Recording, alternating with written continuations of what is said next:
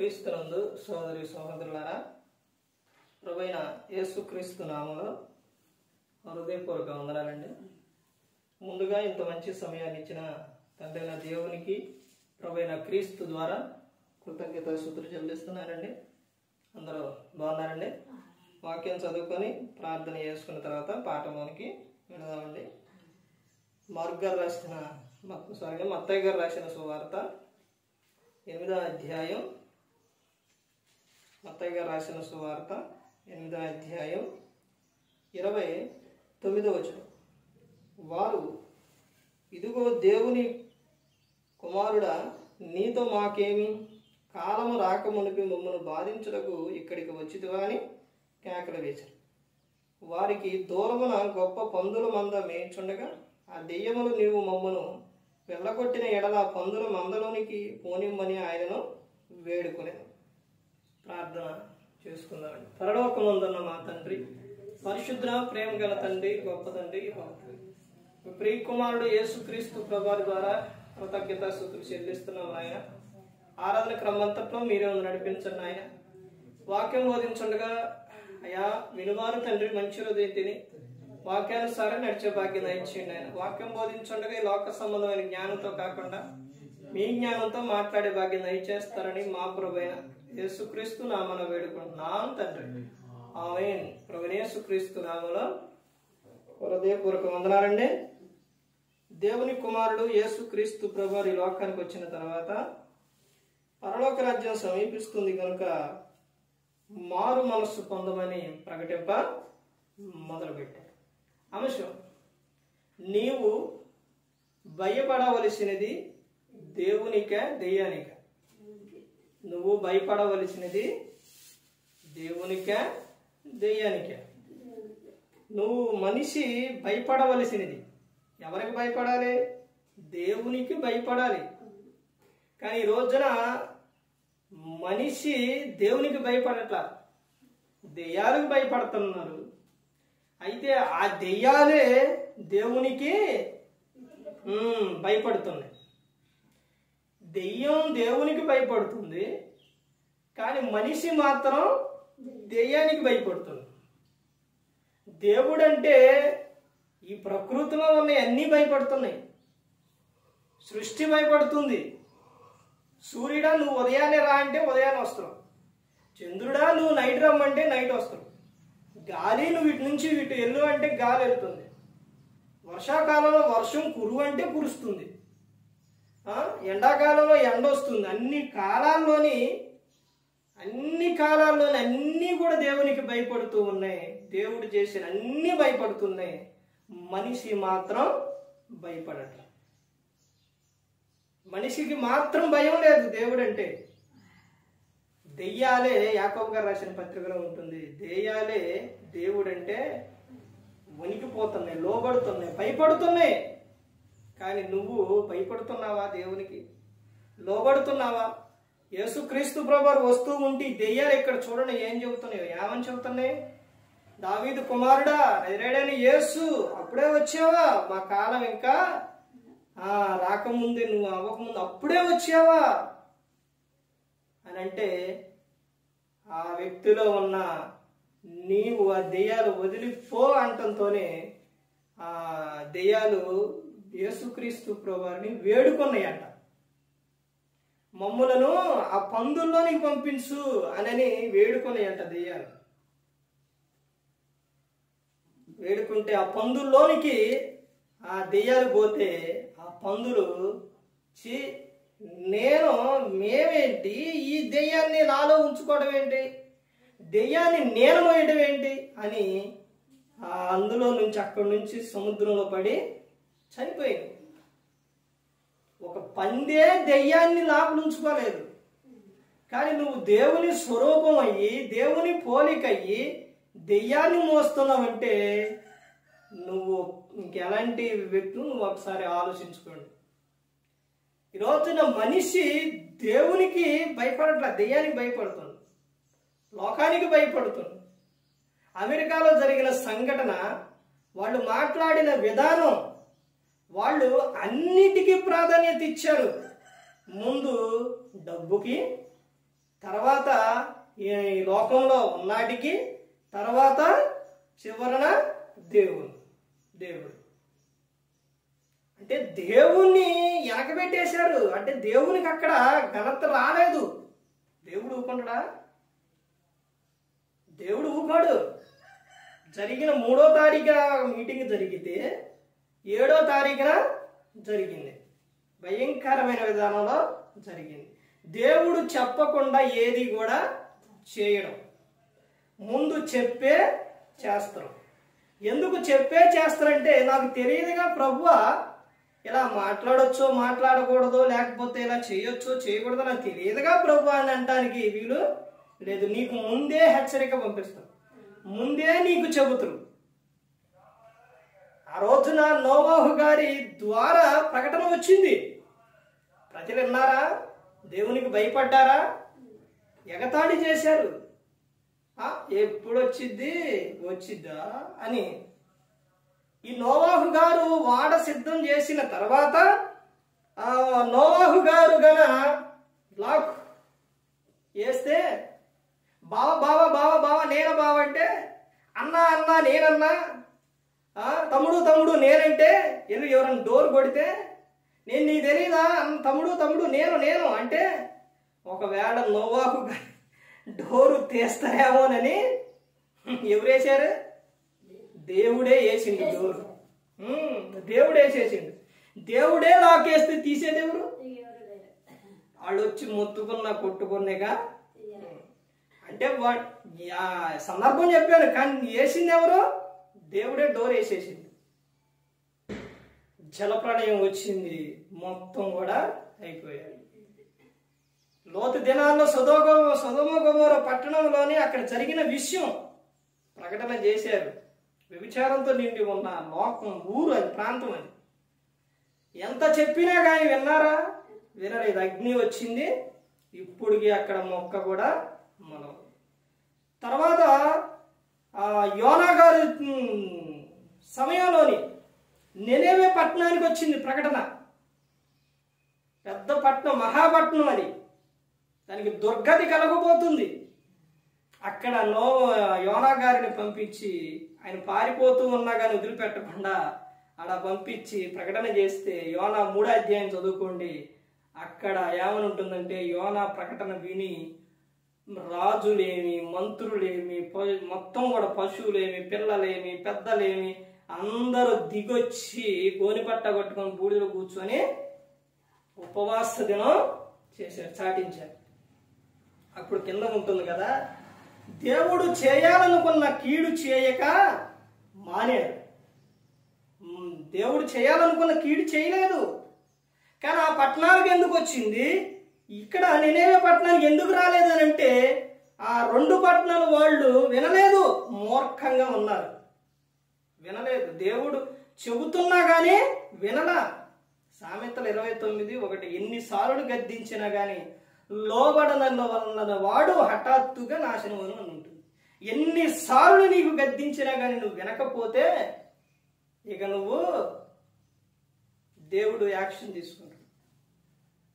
మీకు విషయం ఏంటంటే, సేవకుడు ద్వారా దేవుడు మాట్లాడుతున్నావు, సేవకుడు ద్వారా చెప్పిస్తున్నావు. సేవకుని ద్వారా నువ్వు విని మారితే, మార్పు చెందితే బాగుంటావు. సేవకుడు చెప్పినప్పుడు నువ్వు వినకుండా నీ ఇష్టానుసారంగా అలాగే జీవిస్తున్నావు అనుకోండి, దేవుడు యాక్షన్ తీసుకుంటాడు. దేవుడే తీసుకుంటే, దేవుడు వంకరగా చేస్తే తిన్నగా చేయటం ఎవరి వల్ల అవుతుందా? ఎవరి వల్ల కాదు. అర్థమైందండి? దేవుడు వంకరగా చేస్తే భూమి మీద డాక్టర్ కానీ ఎవరైనా సరే ఎవరి వల్ల కాదు. శరీరంలో ఒక అవయవం, ఒక లోపం వచ్చింది అని అంటే దాన్ని నీవు సరిచేసిన అది లోపమే. ఎంత పెట్టినా లోపమే. దేవుడు చేసింది నీకు అది కంతే. అర్థమవుతుందండి? ఎన్నిసార్లు గద్దించినా కానీ వినకపోతే దేవుడు యాక్షన్, దేవుడు తీసుకుంటే నిన్ను ఏం చేస్తారో తెలుసండి? ఏం చేస్తారో? బెడ్ ఎక్కిస్తారు. మా నాన్నగారికి ఎన్నిసార్లు చెప్పినా కానీ వినలేదు. వద్దు నాన్న, వద్దు నాన్న, అది దేవునికి ఇష్టం లేదు, వద్దు వద్దు వద్దు వద్దు అంటే వినలేదు. ఇక నువ్వు ఆగు, నువ్వు ఆగు, నేను తీసుకుంటా. ఆయనే తీసుకుంటే, ఆయనే ఆలోచనలు, ఆయనే యాక్షన్ తీసుకుంటే ఎక్కడికి వెళ్ళిండో? బెడ్ మీదకే వెళ్ళిపోయాడు. అర్థమవుతుందండి? అంటే బెడ్ మీద అంటే హాస్పిటల్కి. అదే నువ్వు మారితే, వదిలేస్తే నువ్వు అక్కడికి వెళ్ళే పని ఉండదు. ఆహా, నా మాట దేవుని మాట, నా మాట సేవకుడు, నేను ఏర్పరచుకున్న వ్యక్తి చెప్పిండు, వాళ్ళు విన్నారని ఇంక వాళ్ళని బహుగా దీవిస్తారు, ఆశీర్వదిస్తారు. అర్థమైందండి? ఎందుకని? నా మాటకి ఏమయ్యారు? వాళ్ళు లోబడ్డారు అని దేవుడు వారిని ఏం చేస్తారో ఆశీర్వదిస్తారు. ఈ రోజున ఎంత చెబుతున్నా కానీ, వాక్యం ఎన్నిసార్లు నీ దగ్గరకు వస్తున్నా కానీ నువ్వు వినట్లేదంటే, వినకపోవటం వలన నీకు వచ్చే ఎంత ప్రమాదం ఉందో తెలుసండి. అమెరికాలో వాళ్ళకి అంతకు మునుపు ఒక ఆమె వెళ్ళి అక్కడ ప్రకటన చేసింది. అది బాగా రిచ్ ఉన్నోళ్ళు, కోడేశ్వరులు, అవన్నీ బాగా ఇదిగా ఉన్నారు అమెరికా వాళ్ళు. చివరికి వాళ్ళు దేవునికి స్థానం ఇవ్వలేదు. ఎక్కడున్న దేవుడు స్థానం ఇవ్వలేదు అని వాళ్ళు ఇష్టానుసారం మాట్లాడారు. ఏమైపోయింది? దేవుని మందిరము తప్ప మొత్తం కాలిపోయింది. న్యూస్లో చూడండి, 3వ తారీఖు అన్నారు, 7వ తారీఖున జరిగింది ఇది మొత్తం కూడా. జనవరి, ఈ నెలలోనే భయంకరంగా మొత్తం కూడా ఎంత లాస్ అంటే కోట్లలో కాలిపోయింది. ఆరపటానికి హెలికాప్టర్లు నీళ్లు తెచ్చినా, ఎన్ని తెచ్చినా ఆగల. దేవుని ప్రళయం, దేవుని ఉగ్రత ఆ విధంగా అసలు ఏవి కూడా ఆపలేదు, తట్టుకోలేదు. అర్థమవుతుందండి? నిన్ను నన్ను అందరినీ చేసిన ఆయన ఎవరు? దేవుడు, సృష్టికర్త, తండ్రి అయిన దేవుడు. ఆయనకి మాటకి ఎదురు చెప్పటవా? ఆయనకి ఎదురు తిరగటవా? ఒకసారి ఆలోచించండి. నిన్ను నన్ను అందరినీ ఈ లోకానికి పంపించి 100వ కీర్తన 3వ వచనం, యెహోవాయే దేవుడని తెలుసుకొనుడి, ఆయనే మనలను పుట్టించెను, మనం ఆయన వారము, ఆయన మేపు గొర్రెలం, ప్రజలం. మనందరినీ లోకానికి పంపించేటప్పుడు ఆయన సమస్తాన్ని సమకూర్చి మన మేలు కొరకు, రోమీయులకు రాసిన పత్రిక 8వ అధ్యాయంలో ఉంటుంది, ఈ లోకానికి పంపించారు. నీకేం తక్కువ చేశారు? నీకేం తక్కువ చేశారు? ఒక ఆయన హాస్పిటల్కి వెళ్ళి రాకపోతే హాస్పిటల్కి వెళ్ళిందంట. చెప్పాను ఈ సందర్భం. హాస్పిటల్కి వెళ్ళిందంట. ఇంజక్షన్ చేసి టాబ్లెట్ ఇచ్చిన తర్వాత పోసుకొని రమ్మంటే వెళ్ళి పోసుకొని వచ్చిన తర్వాత వెళ్తూ ఉంటే ఫీజు అయ్యా అన్నంట. ఫీజు అంటే ఏంటయ్యా అంటే, మరి టాబ్లెట్ ఇచ్చి అవి చేసింది నేనే కదయ్యా అని అన్నంట. అన్న తర్వాత దేవా నీకు స్తోత్రం అన్నంట. అదేంటయ్యా, నేను ఇచ్చేస్తే దేవునికి స్తోత్రం అన్నమాట. అయ్యా నేను పుట్టిన కాడి నుంచి వెళుతున్నా, మరి ఇప్పటి వరకు దేవునికి నేను ఫీజు కట్టలా. గాలి కొనుక్కొని నువ్వు ఫీలు, నాకు గాలే వద్దు అంటారు. అర్థమైందండి? అసలు ఇంత గాలి నాకు వద్దు అంటారు. నీకు ఈ లోకంలోని దేవుడు నీకేం తక్కువ చేశాడు? నీకే సమయంలో ఏది కావాలో అన్ని సమస్తాన్ని సమకూర్చిండు. నీకు అనారోగ్యం వచ్చిందంటే వైద్యుని పెట్టిండు. నీకు ఏదన్నా అవసరం కావాలంటే ఇంకొక వ్యక్తిని తయారు చేసిండు. అందరినీ ఏర్పరిచింది ఎవరు? దేవుడే. కొలసీలకు రాసిన పత్రిక 1వ అధ్యాయం 14వ వచనం నుంచి ఉంటుంది. ఎవరికి ఏ అధికారం ఇవ్వాలన్నా దేవుడే. నాయకుల్ని కానీ ప్రతి ఒక్కరిని వీళ్ళందరినీ ఏర్పరిచింది. ఇదంతా మన క్షేమం కోసమే. సృష్టిలోని నీకు కావలసిన పండు ఒక్కొక్క సమయంలో నీకు ఏ పండు కావాలో ఆ తరుణంలో ఆ పండు దేవుడు ఇస్తాడు. ఇప్పుడు వచ్చిన పండు చెట్టు ఉందండి, చెట్టుకి మామిడి చెట్టు ఉంది, మామిడి చెట్టుకి పండు వచ్చింది.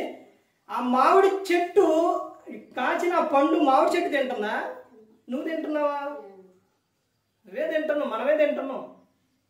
సీతాఫలం ఉంది, ద్రాక్ష ఉంది, యాపిల్ ఉంది, ఏదైనా కానీ ఆ చెట్టు పండు ఎవరు తిన్నారా? చెట్టు తింటుందా? ఈ నా పండు నేను ఇయ్యను, ఎందుకు కోసుకున్నావు చెట్టు అంటుందా?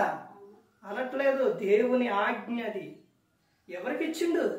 మనకే. మనం ఆయన పిల్లలం. నా పిల్లలు ఆరోగ్యకరంగా ఉండాలి, ఆనందంగా ఉండాలి, సంతోషంగా ఉండాలని భూమి మీద అన్ని సమకూర్చారు దేవుడు. తర్వాత ఈ లోకంలో అన్నీ ఇచ్చిన ఆయన శాశ్వతమైన లోకం, శాశ్వతమైన జీవితం ఇవ్వాలని యేసుక్రీస్తు ప్రభువారిని ఈ లోకానికి పంపించారు. యోహాను సువార్త 3:16 దేవుడు లోకమును ఎంతో ప్రేమించాడు కాగా తన అద్వితీయ కుమారుణ్ణి ఈ లోకానికి పంపించి ఉన్నారు. ఎందుకు? ఆయన ఎవ్వరూ కూడా నశించి నరకానికి వెళ్ళిపోకూడదు. ప్రతి ఒక్కరూ కూడా క్రీస్తు పట్ల విశ్వాసం కలిగి ఉన్నప్పుడు నిత్య జీవం చేరతారని. యోహాను రాసిన మొదటి పత్రిక 3:16 యేసుక్రీస్తు ప్రభువు మనందరి కోసం సిలువలో తన ప్రాణాన్ని పెట్టి అన్నారు. ఇలా చూస్తే ఎన్నో విషయాలు, ఎన్నో రిఫరెన్స్లు, ఎన్నెన్నో బైబిల్ గ్రంథంలో ఉన్నాయి. నువ్వు ఎవరికి భయపడుతున్నావు? ఎవరికి భయపడాలి? దేవునికి భయపడాలి. ఆయన సందర్భంలో చెప్తారు, దేహమును చంపు వారికి కాక, ఇక్కడే ఉంటుంది చూడండి, మత్తయి సువార్త 12వ అధ్యాయం, మత్తయి సువార్త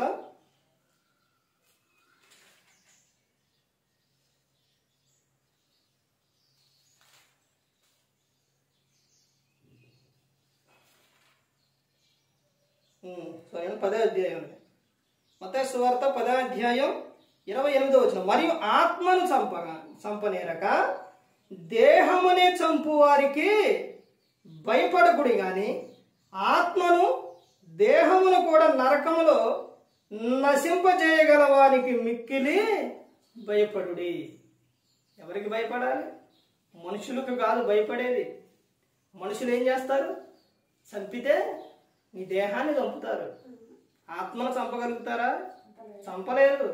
ఇప్పుడు ఆత్మను దేహమును రెండిటిని కలిపి నరకంలో పడవేయగల వానికి మిక్కిలి ఆయనకే భయపడాలి. ఎవరైనా ఇప్పుడు రక్షకుడు ఎవరు పాడుతున్నారు? రక్షకుడు ఉదయించిన పాట పాడతారుగా.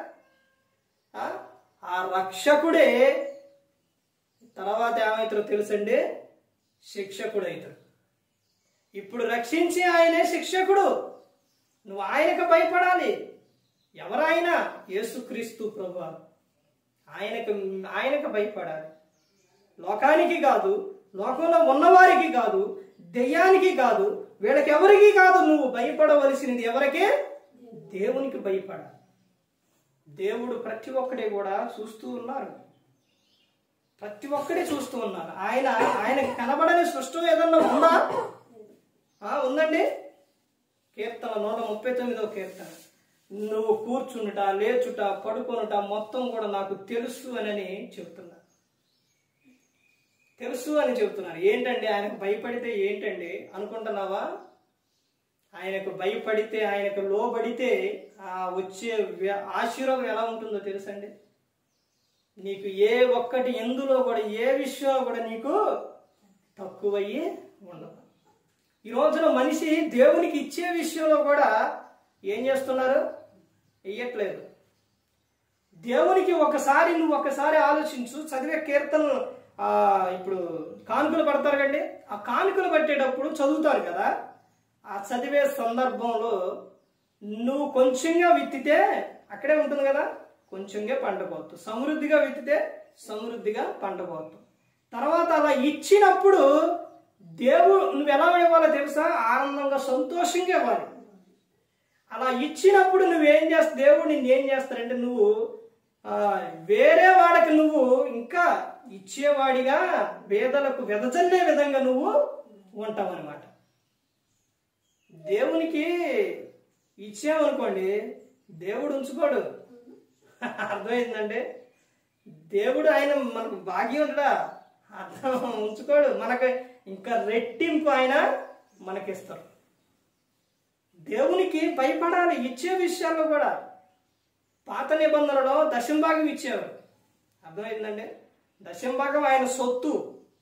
దశంభాగం అనగా, దశంభాగం అంటే 100కి 10 రూపాయలు, అంటే 100కి 10 దశం, అది ఆయన సొంతం, అది అలా ఇచ్చేవారు.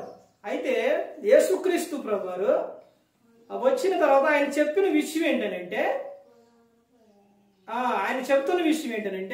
ఆ రోజున శాస్త్రులు పరిచయులు వీళ్ళందరూ కూడా దశమ భాగం ఇచ్చారు. ఇచ్చినప్పుడు వాళ్ళు ఏం మర్చిపోయారనంటే, వాళ్ళు అన్నిట్లో ఇచ్చేవాళ్ళు. దేనిలో ఇచ్చేవాళ్ళు? జీలకర్రలోని, తర్వాత ఇంకా కూరగాయల్లోని, అన్నిట్లల్లా దేవునికి దశమ భాగం ఇచ్చేవాళ్ళు. ఇచ్చిన తర్వాత వాళ్ళు ఇస్తున్నారులే కానీ అసలు విషయం మర్చిపోయారు. మేము ఇస్తున్నాంగా అని అసలు మర్చిపోయారు. ఏంటది? ప్రేమ, జాలి, దయ, కరుణ మర్చిపోయారు. యేసుక్రీస్తు ప్రభువారు ఏమని చెప్తారంటే, వాటిని మానక వీటిని ఇవ్వవలసి ఉన్నది అని చెబుతారు. అర్థమవుతుందండి? తర్వాత ఉపవాసంలో కూడా రెండు విషయాలు చెబుతారండి దేవుడు. ఉపవాసంలో ఏం చెబుతాడో దేవుడు, ఒకటి, నువ్వు తలంటుకొని నీ గదిలోకి వెళ్ళి తలుపేసుకొని దేవునికి ప్రార్థన చెయ్యి. ఉపవాసం ఉన్నప్పుడు ప్రార్థన చేయమని చెబుతుంది. ఇంకొక విషయం ఏం చెబుతాడో దేవుడు, నువ్వు నీ దేహాన్నే బాధపరుచుకోకుండా నువ్వు పేదలకు సహాయం చేయి. ఆకలి అన్న వారికి ఆకలి, దాహం లేని వారికి దాహం, వస్త్రాలు లేని వారికి వస్త్రాలు ఇవ్వమని చెబుతున్నారు. ఇవన్నీ చేస్తే నాకేంటండి ప్రయోజనం అని అనుకుంటున్నారండి. వాడిని ఏమంటారు తెలుసండి? మత్తయి సువార్త 25వ అధ్యాయంలో వెళ్తే అక్కడ ఏమని చెబుతారంటే, అలా నువ్వు సహాయం చేసినప్పుడు నిన్ను దేవుడు ఏమని పిలుస్తారంటే, ఆశీర్వదింపబడిన వారలారా అని పిలుస్తారు. అంటే మీరు ఒకరికి ఇస్తున్నావంటే, ఒకరి సహాయం చేస్తున్నావు అని అంటే దేవుడు నిన్ను ఏం చేసిండు? దీవించిండు, ఆశీర్వదించిండు. కాబట్టి నువ్వు ఇంకొకరికి ఏం చేస్తున్నావు? సహాయం చేయగలుగుతావు. వస్త్రాలు లేని వారికి వస్త్రాలు, తర్వాత అక్కడ మరి బాధలో ఉన్న వారిని లేకపోతే రోగులను చేర్చుకోవటం, తర్వాత ఆకలి ఉన్న వారికి ఆకలి తీర్చడం, ఇవన్నీ చేసినప్పుడు వాళ్ళని ఏమని పిలిచిందంటే ఆశీర్వదింపబడిన వాళ్ళ. అంటే ఇవన్నీ మీరు నాకు చేశారు అని యేసుక్రీస్తు ప్రభువు చెబుతారు. వాళ్ళంటారు, ఏం ప్రభా మేమెప్పుడు చేసినా అంటారు. వీరిలో ఒకరికైనా నాకు చేస్తే, వస్త్రాలు లేని వారికి వస్త్రాలు, ఆహారం అన్న వారికి ఆకారం భోజనం, తర్వాత దాహం అన్న వారికి దాహం, తర్వాత రోగులుగా ఉన్నప్పుడు వాళ్ళని చూడటానికి వెళ్ళటం, చెరసాల్లో ఉన్నప్పుడు చూడటానికి వెళ్ళటం, ఇవన్నీ కూడా చేసినప్పుడు ఇవన్నీ నాకు చేసినట్టే అని చెప్పినప్పుడు, నీకెప్పుడు చేసాం ప్రభు, నువ్వెప్పుడు వచ్చినావు ప్రభా అని అంటే, వాళ్ళలో ఒకరికైనా చేస్తే నాకు చేసినట్టే. ఆ తర్వాత అయితే ఎవరైతే చేయరో వారిని ఏమని పిలిచారు? శపింపబడిన వారులారా. అర్థమైందండి? వాళ్ళు అంటారు, ప్రభా నువ్వు ఎప్పుడు వచ్చినావు, మేము ఎప్పుడు చేయలేదు ప్రభా, నువ్వు రాలేదుగా ప్రభా అంటారు. నేను రావటం కాదు నాయన, వారిలో ఎవరికైనా నువ్వు ఒకరికి చేస్తే నాకు చేసినట్టే. ఒకరు నిత్య జీవానికి, ఒకరు నిత్య నరకానికి వెళ్ళిపోతారు. అర్థమైందండి? దేవునికి లోబడాలి, దేవుడు చెప్పినట్టు ప్రతి ఒక్కరికి కూడా చేయాలి. అర్థమవుతుందండి? దేవుని పనుల విషయాల్లో కానీ ఏ విషయాల్లో కానీ నిర్లక్ష్యం అనేది చేయకూడదు. ఆరాధన విషయాల్లో కానీ ఏ విషయానికైనా దేవుని విషయంలో అశ్రద్ధ అనేది చేయకూడదు. నేను వెళ్ళే సమయంలో 6 గంటలకు ప్రార్థన అని పెడితే చదివేస్తుందండి, అంతే. నా గురించి చెప్పుకోవడం కదా, గొప్పతనం కాదు, దేవుని గొప్పతనం, దేవుని కృప. ఒకటే ఏంటంటే సమయానికి వెళ్ళాలి, ఆరాధన జరపాలి.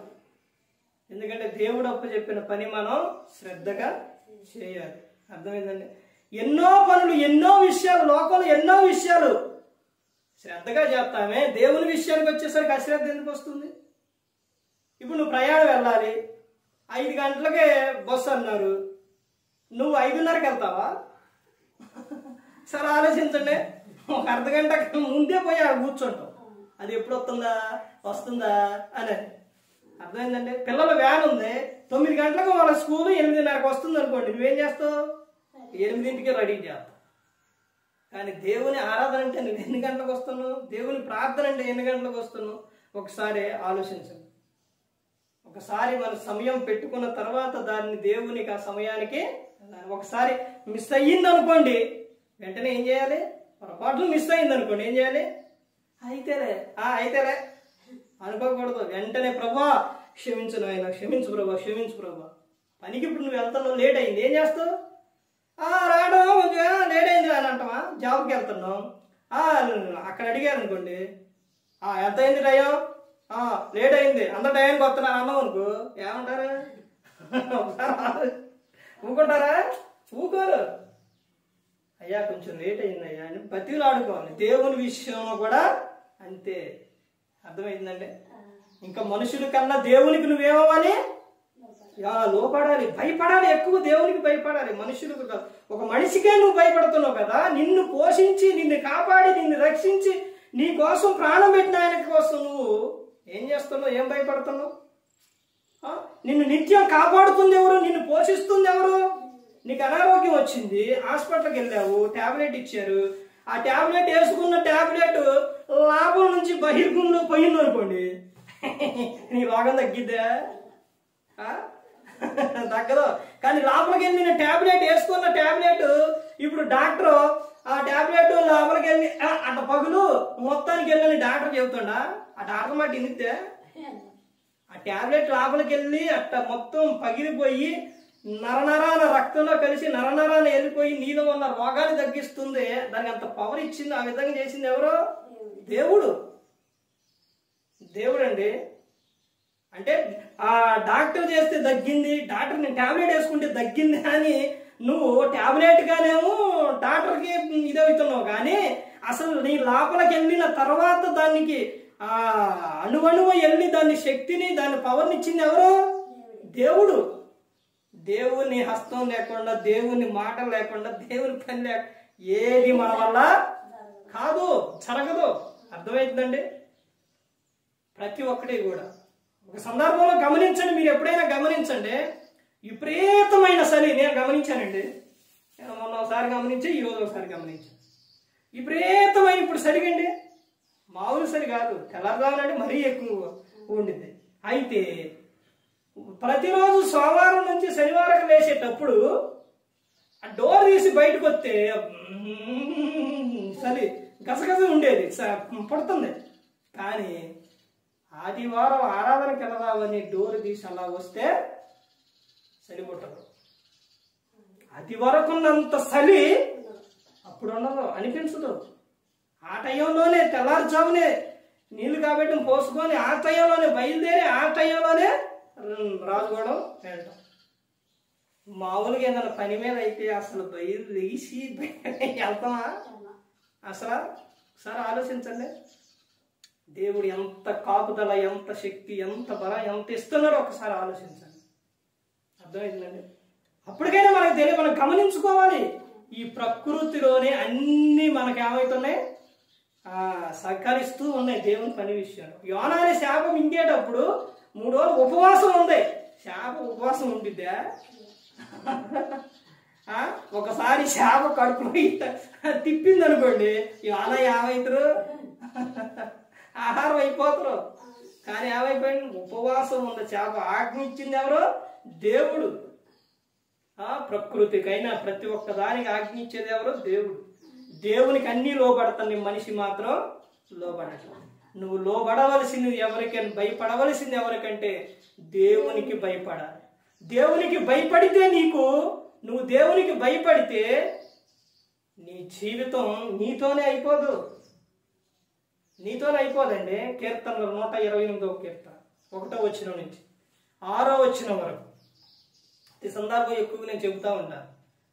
ఈ యజమానుడు దేవుని యందు భయభక్తులు కలిగి ఉంటే, యెహోవా యందు భయభక్తులు కలిగి ఉంటే, ఆయన యందు భయభక్తులు కలిగి ఆయన త్రోవల యందు నడుచు వారందరూ ధన్యులు. ధన్యుడివి. ఒక్కసారి దేవుడు నిన్ను ధన్యుడు అని అంటే జీవితం మామూలుగా ఉండదు. జక్కయ్య అనుకున్నాడు, ఈ రాజుగూడలో చెప్పాను. జక్కయ్య యేసుక్రీస్తు ప్రభువుతో నేను మేలు పొందాలి అనుకున్నాడు. హృదయంలో యేసును చూడాలనే కోరిక వచ్చింది. ఆయన చూడాలని పొట్టివాడైనప్పుడు పరుగు పరుగున వెళ్ళి ఎక్కడికెక్కిండు? మేడి చెట్టు ఎక్కిండు. యేసుక్రీస్తు ప్రభువారు ఆయన్నే చూశారు. ఎందుకని? ఆ హృదయంలో ఎవరున్నారు? దేవుడు యేసుక్రీస్తు ప్రభువారు ఉన్నారు. చూడాలని ఆశ కలిగి ఉంది జక్కయ్య. వెంటనే ఇంతమంది పక్కన ఉన్నా కానీ ఆయన్నే చూసిండు.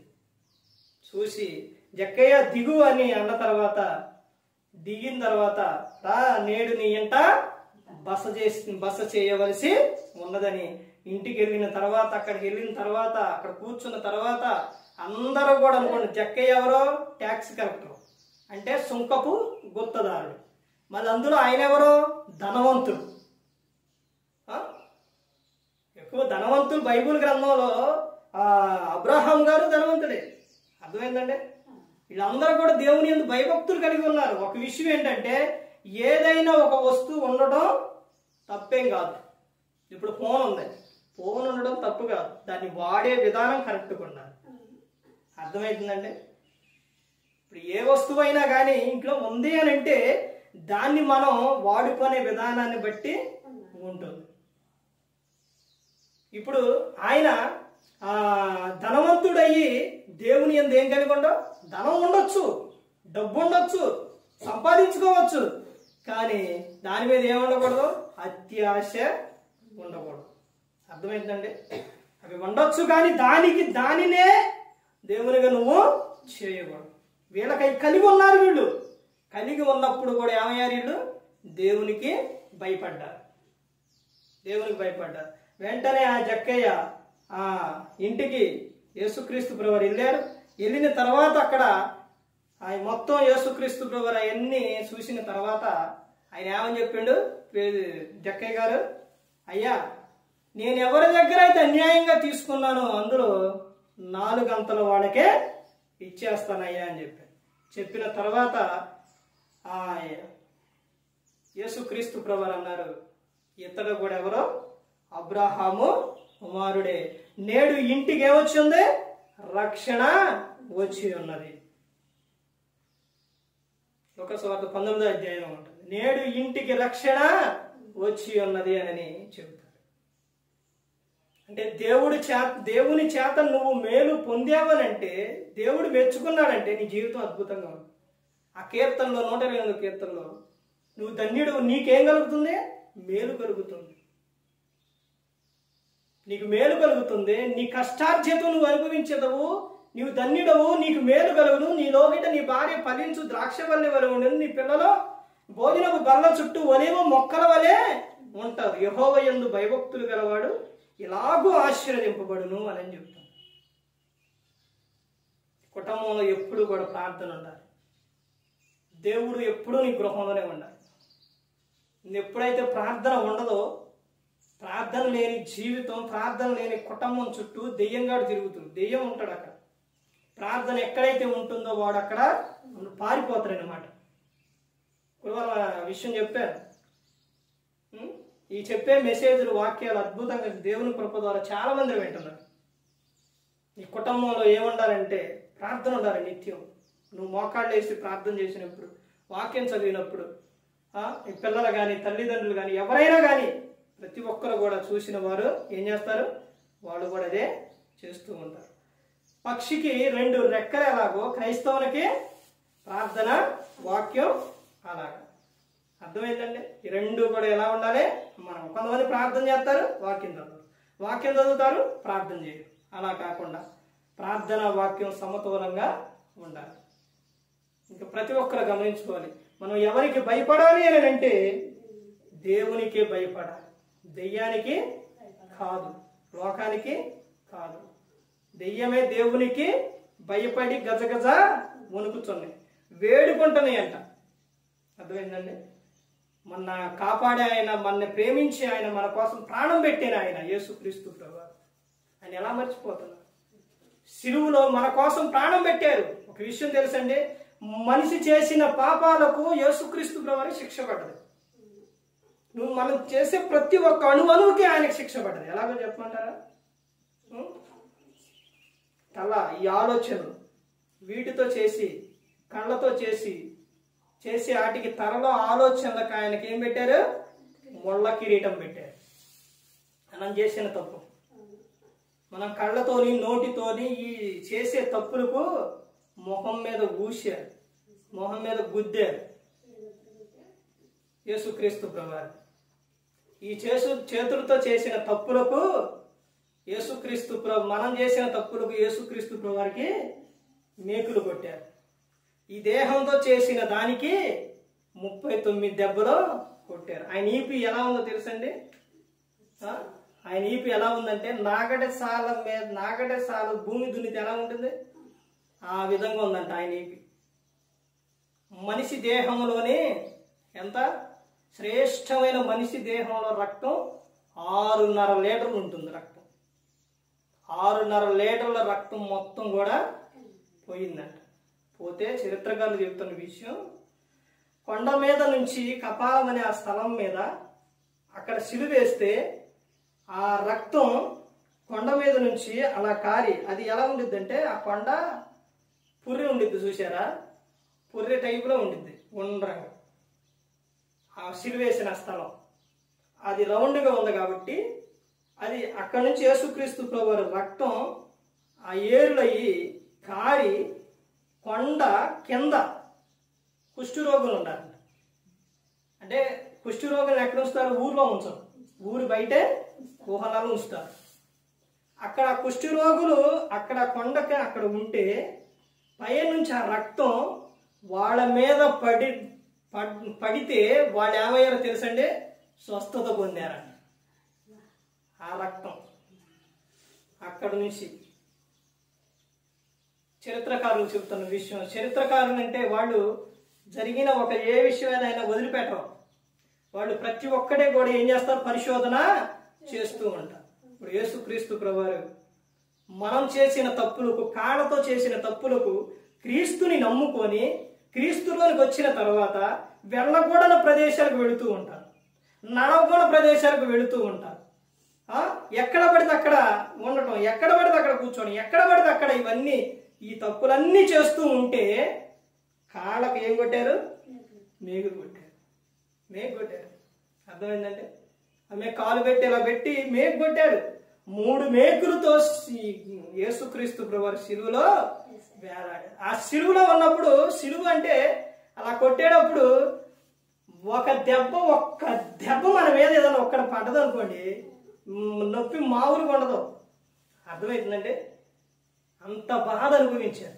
ఇప్పుడు కరుణామయుడు, దయామయుడు, ప్రేమామయుడు, ఇప్పుడు ఇవి ఉన్నాయి కండి, సినిమాలు తీశారు కదా, చూసారా? అవి తీసినప్పుడు లేటెస్ట్ గా దేవుని శివుని గురించి ఒక వ్యక్తి, ఒక హీరో ఆయన తీశాడంట.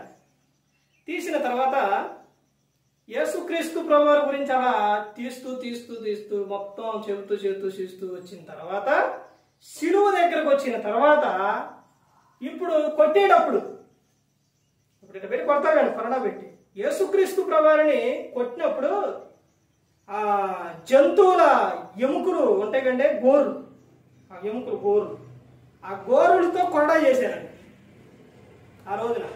అవి చర్మం మీద కొడితే అది పోయి ఇట్టంటే ఆ కండ అంతా ఊడి రాకపోయినాడు. అంత భయంకరంగా, అంత ఇదిగా ఉండేది. అయితే ఈ చేసిన ఆ హీరో అన్నట్ట ఆయన అంత పరిశుద్ధుడు, అంత గొప్ప దేవుడు, అంత ఓర్చుకోండు. నాకు డూబు, ఇప్పుడు సినిమా కూడా ఏం చేస్తారు, అదంతా యాక్షన్ డూబు, అదంతా నటన, అదంతా. ఒక్క దెబ్బ తగిలిందని, కర్ర తగిలితే, చిన్న ఎదురు దెబ్బ తగిలితే తట్టుకోలేము. వాళ్ళేంటి సినిమాలు అలా కొడతా ఉంటారు. నిజంగా తగిలింది ఉంటారా? అదంతా యాక్షన్. అలాగే ఇతను కూడా ఆ సినిమా తీసేటప్పుడు ఆ కొరడా కొట్టే సమయంలోని డూబొద్దు, మామూలు కొట్ట అన్నట్ట. అంటే నాయనా వాళ్ళు అన్నారంట, ఆయన పరిశుద్ధుడు, ఆయన కొడితే ఆయన తట్టుకోండు, నీకు ఒక్క దెబ్బ పడ్డదో తట్టుకోలేమంటే కాదు నాకు డూబ్ ఏమొద్దన్నా కానీ కాదయ్యా, నువ్వు ఉండాలి అని వాళ్ళు చెప్పారు. సరే వేశారు. వేసిన తర్వాత పైన ఏమేశారు, ఆ లోపల కొట్టేటప్పుడు పైన మళ్ళీ చర్మం వేస్తారు, ఇట్లా కొంచెం మందంగా వేస్తారనమాట. వేసినప్పుడు దాని మీద కొడితే ఆ దానికి తగిలిద్ది కానీ మనిషికి పుచ్చుకోదు. ఇప్పుడు ఆ డూబు పెడతారు, కల్లా ఎన్ని డూబులు పెడతారు. కానీ ఆ కొరడ యేసుక్రీస్తు ప్రభువుని కొట్టిన కొరడ దాంతో తినాలని ఆయన ఏం చేశాడంటే దాన్ని పెట్టి కొట్టమనేసరికి దాన్ని పెట్టి కొడితే పైన చర్మం పగిలి లోపల చర్మానికి పోయి గుచ్చుకున్నాడు. ఒక్క దెబ్బకు జ్వరం వచ్చింది.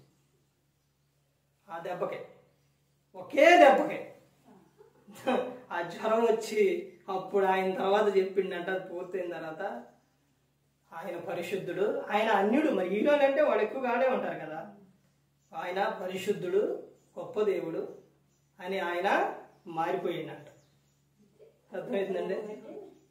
మారిపోయింది. ఆయన క్రీస్తుని సొంత రక్షకునికి అంగీకరించింది.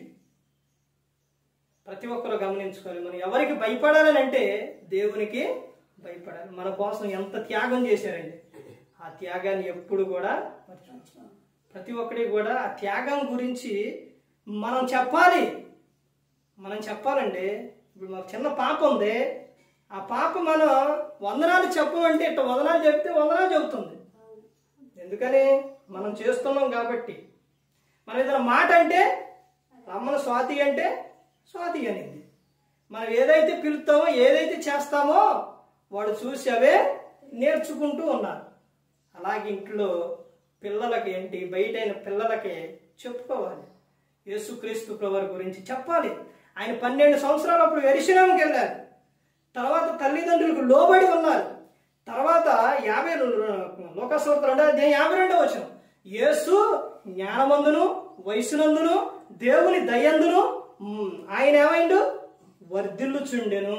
ఇవన్నీ చెప్పుకోవాలి. వాళ్ళకి మనం ఖాళీగా ఉన్నప్పుడు, అంటే వాళ్ళు కూర్చున్నప్పుడు, వాళ్ళందరూ ఉన్నప్పుడు వాళ్ళకి చెప్పుకోవాలి, నాయన ఇదిగో మన కోసం యేసుక్రీస్తు ప్రభువు ప్రాణం పెట్టారు. ప్రతి ఒక్కరు చెప్పుకోవాలి. చెప్పుకున్నప్పుడే వాళ్ళందరూ కూడా ఏమవుతారు, ఒక రోజు కాకపోయినా ఒక రోజైనా ఆలోచిస్తారు. దేవుడు వారిని మారుస్తారు. మనం చెప్పకుండా అనేది కాదు, చెప్పాలి. అర్థమవుతుందండి?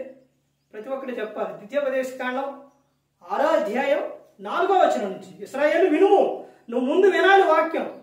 తర్వాత 6వ వచనంలో చెబుతారు ఏమని, వాళ్ళు పిల్లలకే ఏం చేయాలి, నేర్పాలి. వాడు కూర్చున్నప్పుడు, లేచినప్పుడు, పడుకున్నప్పుడు, త్రావును వెళుతున్నప్పుడు అవన్నీ నేర్పాలి. మన పిల్లల్ని పిలిచేటప్పుడు కూడా, నేను పిలిచేటప్పుడు చిట్టి తల్లి, బంగారు తల్లి ఇవన్నీ పిలుస్తాం కదా, అందులోని వాళ్ళకి కొన్ని మాటలు వినిపించాలి. ఏ మాటలు?